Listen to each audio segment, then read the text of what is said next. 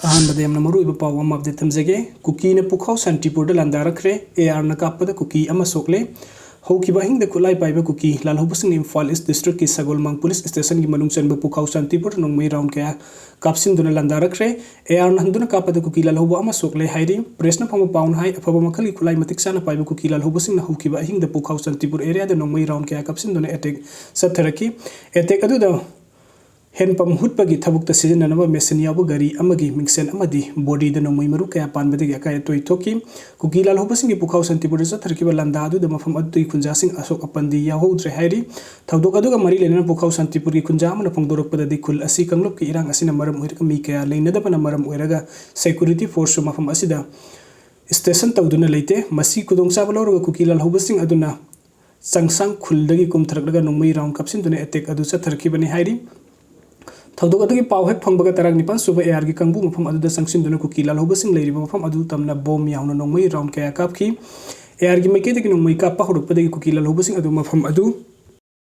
थादोक तसनो सेनखी थौदोक अदुगी मतुंगदा AR की मैकेदगी ngase युक थी बुहुंबगी थबुक चथबदा cookie लालहुबसिंग न लेरंबा मफम अदुदा अशोक अपन यावखिबगी ई तरंबा थेंगनकी अदुबु थोइदोकपा मिफामी पुंदी लैकिदे हाइरि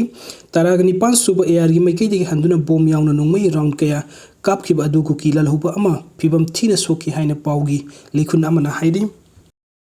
महेश्वर डिफेंस मिनिस्टर राजनाथ का उनखरे पार्लियामेंट की निंगथम मिफम ngarangdagi haukibaga loina ngasi mehsor thongnawjamna Delhi da Union Defense Minister Rajnath Singha amasung mahaki party ki lusingba sung oiriba Union Minister of Social Justice and Empowerment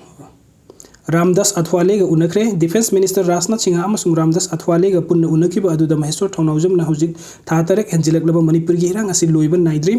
santi hanjilakpa haiba leitre numit khuding gi misimina amadi ताहाइदबा नुंगाइतबा थौदोक वाथोक कया अमा थोगली cookie खुलाई पाइबसिंगना नोंगमई कापनिंग मतमदा कापली मखोइना तौनिंगबदा तौरगा लेरी मखोइना पंगल पिरिबा असि India government अमसुंग Manipur government गा तौनरिबा suspension of operation असिननी मरम अदुना हाइबा एग्रीमेंट असि हंदोकपिरो हाइना फोंदोकी defence minister Rajnath suspension of operation हंदोकपगी थबुक असिदि होम मिनिस्ट्री की मखादा तौगदबनी अदुबो महाकना union home minister Amit Shah दा वफम असि तक्सिनगनी हाइना फोंदोरकी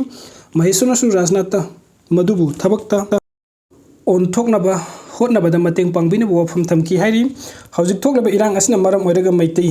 नहा कया अमसुंग इमासिंग खुलंगाकलगा लेरि खुलंगाकलिबसिंग असि नोंगमगी सुरगा नोमलगा हिंबा ngakतनी मखोइना खुलंगाकतुन लेरगदि मतौ करमना हिंगदौरि मणिपुरदा पुसिलकिबा मसिंग यामलबा पैरामिलिटरी फोर्सिंग ना ngakफम थोकपा अदु मिचम मियामना ओइना ngakलगा लेरि हाइना फोंदोकी स्टेट असि सिंगी मनुंग हंजिल मफमसिंग द पोपी पंबिसिंग थारिबसि इंडियन एयर फोर्स सिजनरगा मंगहनगनी हाइकिबा अदुगी मतंगदा महेश्वरना राजनाथ को उनकिबा अदुदा अमुक हन निंगसिंकी मिनिस्टर ना हौजिक स्टेट असि डिस्ट्रिक्ट खरदा थारिबा पोपिसिंग असि मंगहनबगी थबुक तौरी हौजिक स्टेट असि दा थोकलिबा कंगपनी की इरांग असि गे मवोंग यंगलगी एयर फोर्स सिजनदना लेबनी इंडियन एयर फोर्स सिजनरगा पोपिसिंग मंगहनबा मतमदा हेंजिनखिबा तारगदी मदुदा कंगलुप अमदा नुंगाइतबा थोकलकपसु याय हाइना खनबदगी तौदबनी हाइना थमलखी मदुदा महेश्वर थौनावजमना पोपी थाबगी मतंगदा कंगलुप की वफम असि पुसिनबिगनु स्टेट असि दा पोपी थादुना सेल तालिबा ड्रग कार्टेल सिंग मरु फुकना मुथत पियो हाइबा वफम सु यूनियन मिनिस्टर दक्षिण की हाइरि अमरोमदा लमदम असि थोकलिबा थौदोकसिंग असि स्टेट असि दगी चटकिबा MP सिंगना Marik Sumana session मनुंगदा फोंदोकलगा खंगनगदबनी parliament दा मखोइ तुमिना लेफम थोकते मखोइ मणिपुर मियामना भोट पिरगा कहनखिबा अदुगी चपसाबा थौदांग लौरकदबनी हाइना सुम महेश्वर थौनावजमना फोंदोखी वीडियो सिंग बिबगी दमकता मयाम पुमनंगपु अमुकाना थगचरी अनौब अपडेट की दमकता ऑनलाइन मणिपुर यूट्यूब चैनल असि बुनुंगसिबिदुना सब्सक्राइब तबिरमु थैंक यू।